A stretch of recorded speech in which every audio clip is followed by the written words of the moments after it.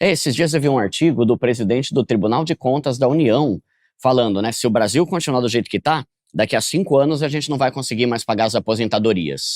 Mas E foi o próprio presidente do TCU que falou isso, né? Olha, exatamente. Lembra que eu falei da relação dívida-PIB? Que a dívida tá subindo muito? Não vai conseguir. Tá. Vai dar default, vai dar calote. Só que pergunta pras pessoas se elas estão ligando pra isso. Ou pergunta pros políticos.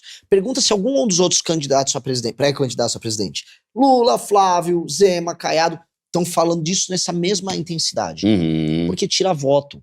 Não é interessante, tira né? voto. O pessoal quer ganhar. O que eu ganho? O pessoal quer te contar a historinha. Entendeu? E no final eles vão ganhar, porque a redução de imposto vai melhorar a vida de todo brasileiro, né? Óbvio. Só que, ó, eu vou dar um exemplo. Vou dar um exemplo de um tema que é espinhoso, ninguém quer falar. Zona Franca de Manaus. A gente gasta por ano dezenas de bilhões com a Zona Franca de Manaus. São dezenas de bilhões. Aí pensa assim, não, mas poxa, a gente tá com essas dezenas de bilhões ajudando a população de Manaus. Manaus é uma cidade bem precária. 2, como é que Manaus é uma cidade de 20 milhões de habitantes, 15 milhões, é um lugar com 2 milhões e pouco.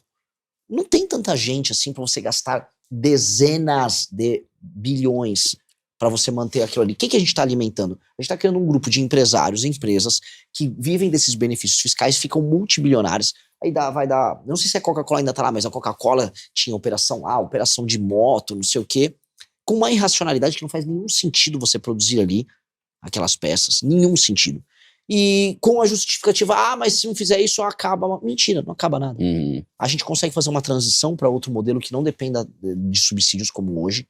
E aí, a gente pode falar em corte de impostos para a população, porque o que eu quero fazer é o seguinte, a gente vai mexer com subsídios de empresas, subsídio de vários setores, que vai precisar mexer, um monte de setor que tem subsídio, que tem as famosas renúncias fiscais, que é a mamata fiscal de quem faz pressão, e em troca, eu vou fazer corte de imposto para todo mundo.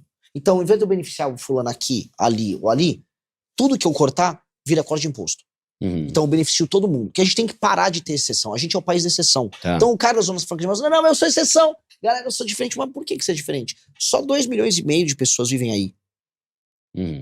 Não faz sentido vocês terem um benefício na casa de varia, sei lá, de 30 a 50 bi. É muita grana. É muita grana.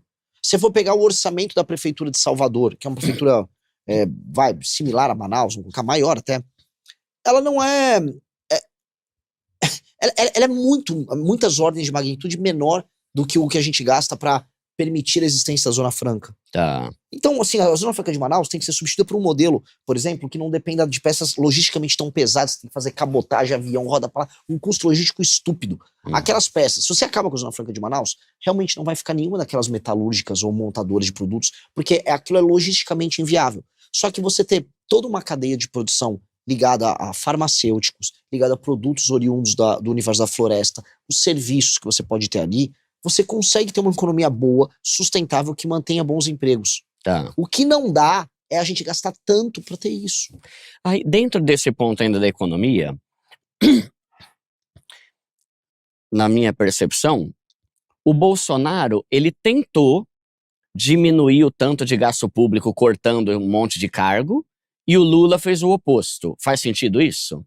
O Lula sempre aumenta gasto. Então uma constante dele é aumento de gasto, aumento de contratação. O Bolsonaro, o Paulo Guedes, ele tinha interrompido aquela curva de contratações, né, os concursos para posições, e acho que isso foi bom. No geral, entretanto, o governo Bolsonaro estourou o teto mais de 11 vezes. Ele estourou o teto e ele basicamente endividou todo o governo no final do mandato dele para poder se reeleger. Então, fiscalmente falando, ele deixou a desejar. Mas você achou que foi ruim? Tudo bem que ele pegou a pandemia também, né? Não, mas economicamente falando, o que ele fez?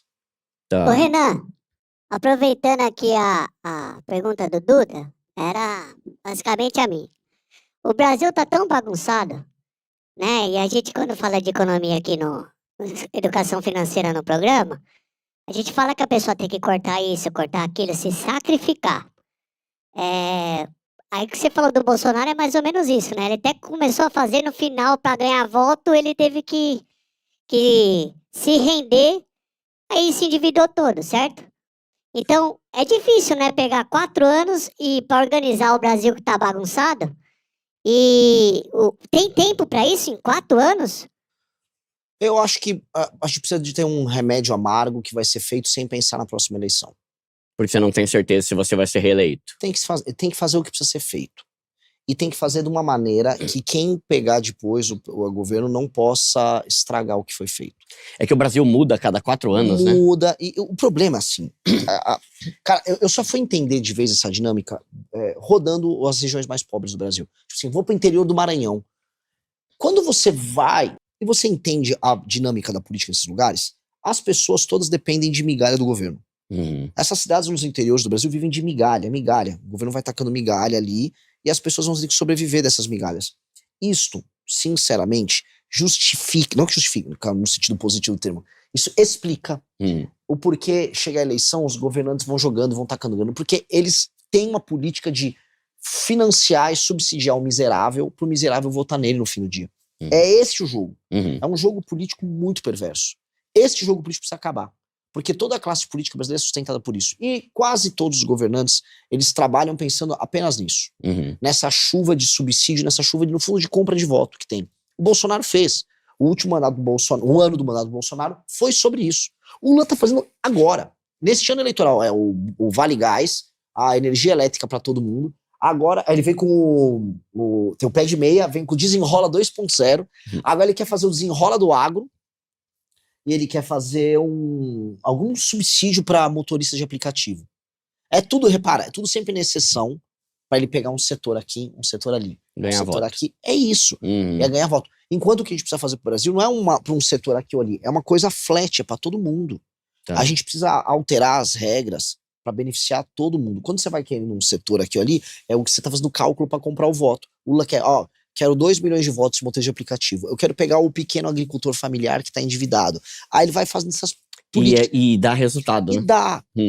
Porque é um país desgraçado, cara. Porque é um país desgraçado. Mas aí a gente entra no outro ponto, que é o da educação, que eu quero que você fale um pouco da educação. Mas antes, ainda dentro da economia. Eu não sei se você viu, teve algum deputado que falou algo assim.